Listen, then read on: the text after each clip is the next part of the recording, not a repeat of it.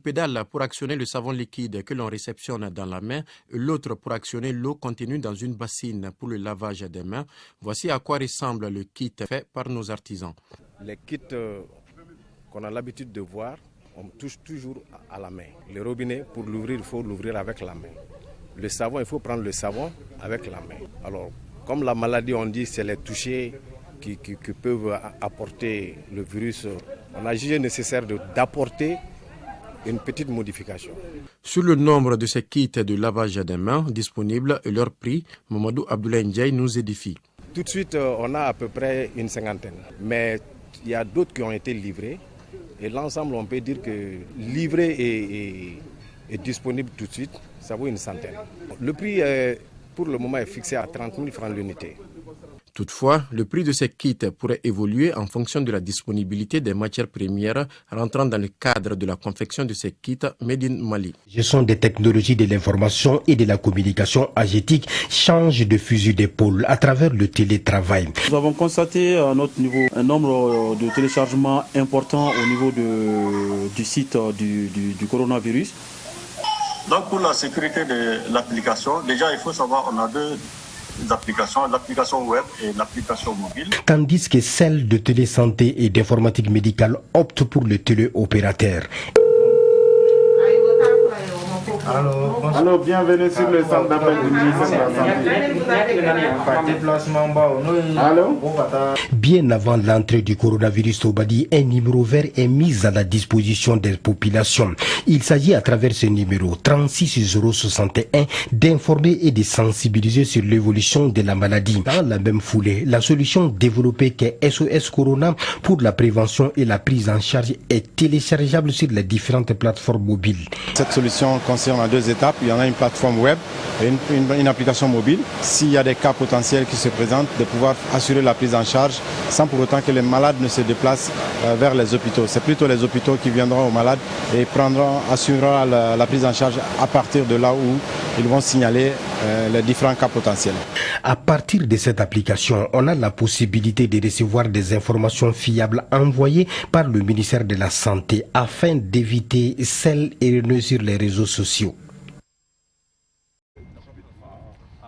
Le ministre du Tourisme et des Loisirs, Siandou Fofana, parcourt les locaux de l'Institut national de la jeunesse et des sports INJS, un site retenu comme centre de confinement par le gouvernement en cette période d'urgence sanitaire liée à la maladie Covid-19. Le ministre, par des entretiens, s'assure de la préparation du dispositif d'hébergement des potentiels pensionnaires. Et nous sommes venus pour voir le travail qui a été fait pour créer les conditions d'accueil et surtout d'hébergement et de restauration. C'est tout ça que nous sommes venus vérifier et voir si pour la journée d'aujourd'hui, tout le travail qui devait être fait en amont a été fait. Le ministre Siandou Fofana relève la mission de l'État dans cette crise sanitaire et exhorte les citoyens à la discipline. L'État fait des efforts pour les mettre dans des conditions acceptables. C'est le fait de venir et de faire sa part en se confinant pour son propre bien d'abord et le bien de l'humanité. Le ministère du Tourisme et des Loisirs invite les populations à se conformer aux 13 mesures de restriction des décisions édictées par le Conseil national de sécurité dans le cadre de la prévention contre la maladie à coronavirus Covid-19. Une pharma a fini sa toilette. La comprimeuse peut maintenant rouler à plein régime, produit suffisamment de la chloroquine et du paracétamol au cas où le Burkina basculait au traitement du Covid-19 avec ces deux produits. Aujourd'hui, c'est la phase d'essai. La machine crache ses premiers comprimés après réhabilitation sous le regard du ministre en charge de la recherche scientifique. Al-Kassoum Maïga est bien édifié, même la cadence de production de la machine est fixée. Normalement, c'est une machine qui pouvait aller autour de 2000 comprimés à la minute, mais compte tenu du fait que c'est une installation ancienne, ils ont ramené ça à 1800 comprimés à la minute. Mais dans le cadre du travail qu'on veut faire, on va être prudent pour aller à environ 1500 comprimés à la minute. Vous voyez donc la capacité de production par rapport donc à la chloroquine. Le Burkina a sa machine prête, mais ne produit pas la matière première. Les commandes sont déjà lancées sur un marché en crise, donc pas de délai précis d'approvisionnement. L'unité, elle, est vieille de 1991, qui n'avait plus travaillé depuis 1999, d'où l'inquiétude des techniciens.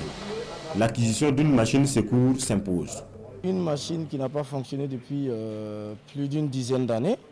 On a essayé de le remettre en route pour pouvoir fabriquer. On ne peut pas donner l'assurance qu'elle ne va pas nous lâcher en cours de route. Donc, mais je pense que c'est pour cela que dans le projet, le ministère a promis nous doter d'une nouvelle comprimeuse pour continuer la production au cas où. Quand on commence à produire, il ne faut pas donc qu'une panne éventuelle nous mette donc en situation de manque donc, de comprimés. Donc, grâce au travail qui a été fait par mon collègue du commerce et le collègue Minefid, avec l'accompagnement de Idrissa Nassa, on a pu donc mobiliser les ressources pour qu'on puisse commander les intrants et les machines. Le centre est aussi prêt pour le test du Covid-19 ici à Ouagadougou. C'est le deuxième laboratoire du Burkina après celui de Bobo-Dioulasso, capable de diagnostiquer la maladie. 3 machines sont acquises, chacune avec une capacité de 94 tests en 6 heures. Ils ont pu faire calibrer les machines grâce donc au professeur Jacques Saint-Poré qui a le kit pour le calibrage. Donc là également, on se tient prêt pour que assez rapidement on puisse donc commencer à faire donc les diagnostics au niveau de Ouaga. Donc je suis très comblé de voir effectivement que ce qu'on a pu déclarer peut s'opérationnaliser. Le test va bientôt démarrer ici à Ouagadougou. Quant à la production de la chloroquine et du paracétamol, elle est conditionnée par 2 choses. L'arrivage de la matière première et l'homologation de la molécule dans le traitement du Covid-19. L'Institut Pasteur de Dakar, depuis 120 ans, le laboratoire a vu passer la fièvre jaune, Ebola et tant d'autres épidémies nées sur le continent africain.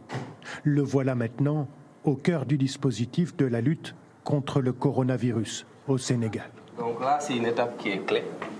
Donc comme c'est des prélèvements à suspicion de coronavirus, c'est l'inactivation, donc ce qui va permettre aux autres de travailler sans risque avec le prélèvement. Tous les tests effectués dans le pays se font ici sans exception, 100 par jour en ce moment. Dans ce laboratoire avec son matériel dernier cri, capable d'en réaliser entre 500 et 1000 toutes les 24 heures. Dépister le plus possible alors que la maladie n'est pas encore très répandue au Sénégal. Et aujourd'hui, le meilleur moyen de garder la situation gérable, c'est de se donner à fond autour des cas qui sont confirmés et prélever les personnes qui sont autour, les tester, les isoler et les mettre en observation. Aujourd'hui, plus de 1500 cas suspects ont été isolés au Sénégal, placés sous surveillance.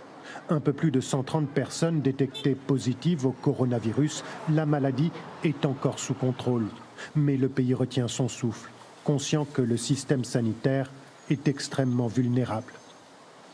Fort de l'expérience récente d'Ebola, le directeur de l'Institut Pasteur de Dakar se refuse à tout pronostic. J'ai appris avec les épidémies de ne pas faire de la fiction.